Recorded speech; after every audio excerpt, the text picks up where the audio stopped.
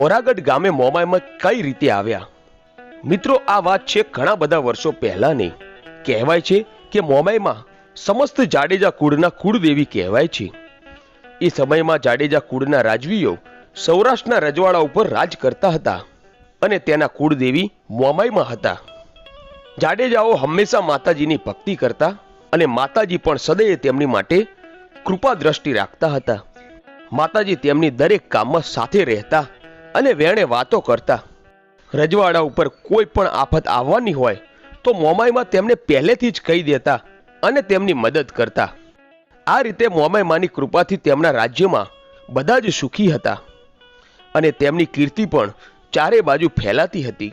જાડેજાઓ પણ માતાજીની આવી કૃપા હંમેશા માટે રહે તે માટે પૂજા ભક્તિ, હોમ હવન અને દાન પૂર્ણ કરતા.